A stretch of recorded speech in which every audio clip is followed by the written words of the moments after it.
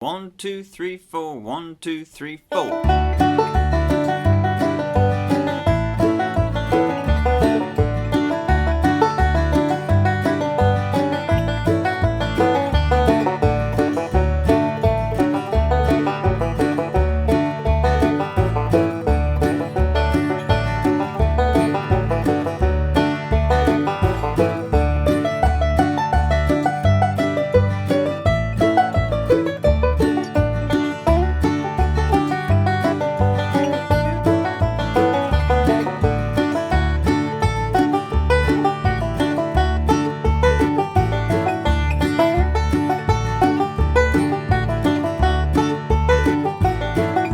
Alright, everyone out there in Banjo Land, Mike Hedding here, coming to you today with the old classic fiddle tune, 8th of January, also called the Battle of New Orleans. We're going to be playing this one in the key of D. So I've just got my banjo in standard G tuning, but we're going to kind of play it in melodic style so we can play a note-for-note version of this great old fiddle tune. I've got two solos worked up for this song. This song has an A part and a B part. And we're going to work on basically playing the melody in different octaves. So the first time you heard me play the melody down low. The second time I kind of brought it up another octave, which is something I really like to do when I play bluegrass, is if you learn the melody down low, if you learn it up high, one is it really helps you learn the knowledge of the fretboard, but it also, you can eventually, combine the version. So maybe I start up high and then I go down low. I always think of Sam Bush, the great mandolin and fiddle player. He used to do this all the time. He start his solo maybe down low, down the neck, and then for the second half, kick it up another octave, and it really just made that second part of his solo always really pop, and I always really love that. So that's kind of what we're going to do for this song. I'm going to break down all the solos note for note, and then also show you some backup I would do for this song. So a lot of banjo players struggle with open D backup, without a capo, and we're going to break down a bunch of licks and ideas, vamping, and stuff you can use to play backup for this song. And if you're watching the preview of this lesson, you can head over to my website, MikeHeddingMusic.com, and grab the full lesson. You'll get access to watch all the videos, and you can download the tabs and the practice tracks.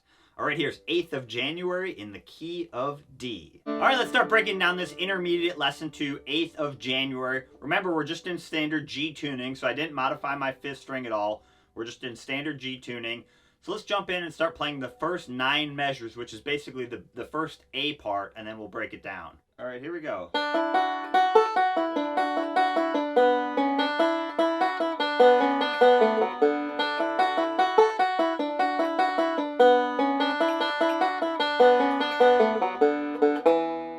Do that a couple times, do it really slow.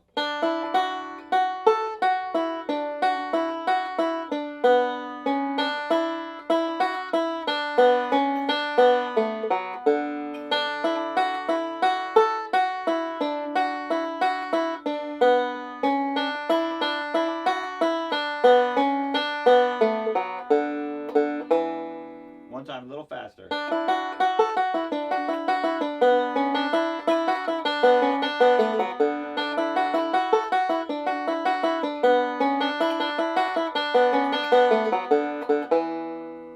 Okay, so for this lesson, we're going to be using kind of melodic D style licks, and we're going to get some really good practice kind of transitioning from this position, this kind of your D chord down here that you're probably familiar with, and then up into this shape, which is kind of like a basic melodic D position up here.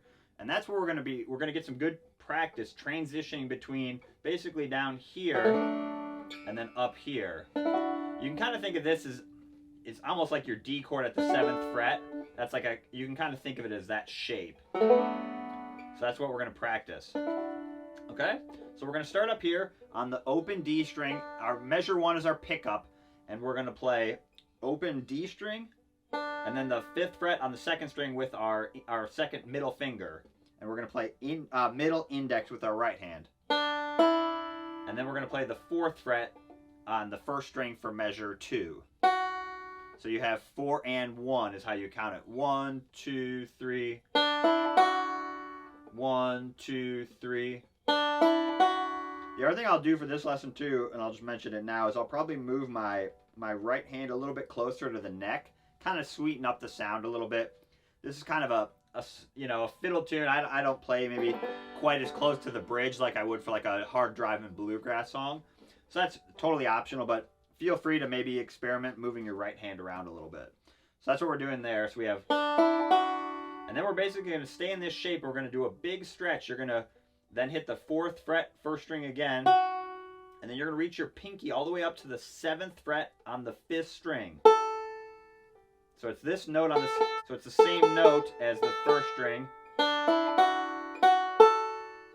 So that's what we're doing there. And you notice how I'm turning my hand out. And my fingers aren't super long, so it might take you some practice. You can see how straight my pinky is. You also have to be in front of, if you have a spike there, you have to be, you know, real close to the fret. So you could practice just doing that little thing. And then we're going to go back down those notes, 4th fret on the 1st string, 5th fret 2nd string, and then move your pinky to the 7th fret of the 3rd string, which is also a D note. So and we're just playing that note there instead of open because our next note's going to be on the 1st string, so we can't play 2 notes on that same string. So we're going, and then one more 4th fret 1st string. So all that's really happening is my pinky is just kind of moving between that 5th string and 3rd string. So we have, the other thing you could do is, if you wanted to, I didn't write it this way, but instead of doing the pickup this way, you could also start in this position. That's the same note. If you wanted to just practice working this shape, that'd be like a nice little exercise. You could do like a forward reverse roll. Actually, you're just kind of working your pinky strength there. The other thing you have to do that's really important with this position is you have to strengthen your left hand so you're not bending any of those notes, right? It's easy to maybe push that 3rd string up a little bit with your pinky, and then you hear how it's a little bit sour. So that's good, just good practice. You know, you can always tune that note. Make sure your 7th fret and 1st string are the same. So this is just a good lesson on kind of proper left hand technique. Really keep your hands spread out. So we have, and then a little run. Keep this shape down. You're going to do index, middle, index, thumb with this same shape down. And then open 2nd string. And then put your 3rd finger on the 6th fret of the 3rd string and play 6th fret and then open 1st string. So you have,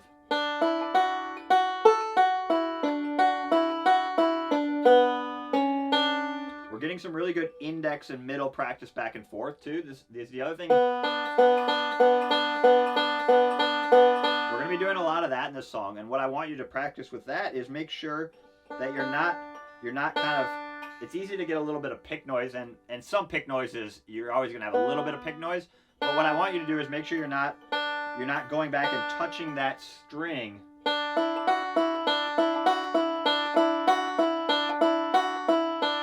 You know, if you start kind of touching the string after you play it, it's easy to get a little bit of pick noise. So that's good, just good right hand practice there. And then measure 4 is over an A chord, 5th fret on the 2nd string. Play that note. And then put your 4th fret back down on the 1st string and do that back and forth thing.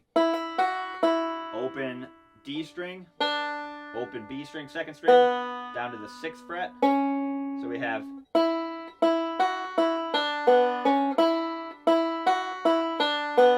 I'm just looping measure 4, and then a little ending lick. That's just a kind of a good little transition back down. So you do, and then kind of like a backwards roll, middle or open 1st string with your middle finger, open 2nd string, down to the 2nd fret of the 3rd string with your thumb of your right hand, and then 4th fret, 4th string, index finger your right hand, open. So let's just practice that right hand once. Your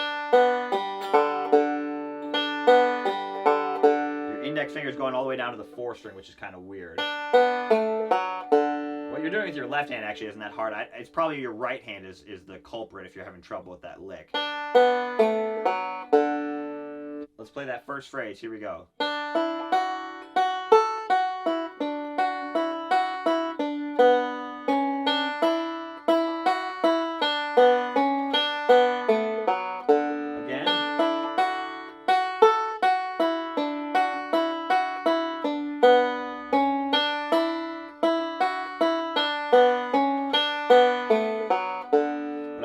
to practice is keeping your fingers down as long as possible. That'll really help you connect the tones of this song. If you're constantly lifting up your fingers, it's going to be a lot choppier. So even like on that A chord, you know, try and keep all those notes down, okay? And then we're going to actually play basically that exact same thing. The only difference is we're going to do, instead of doing a quarter note at the beginning, we're just going to do eighth notes back and forth. So we're just going to do... So everything else is the same. So I just filled that up instead of going... And then this is all the same. And then right here I just filled it up as well. 5th fret and then open 1st string.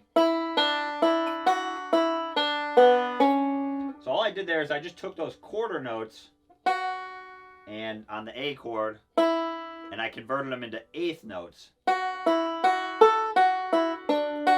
And then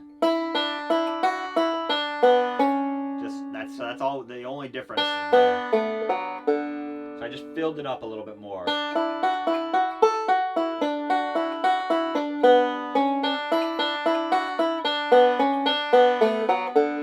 Play either part, so you could play measures 1 through 5 if you didn't like that variation for whatever reason, but it's just a nice way to fill it up, you know, so you don't get locked into only one way of playing it. So that's all we're doing there. One more time.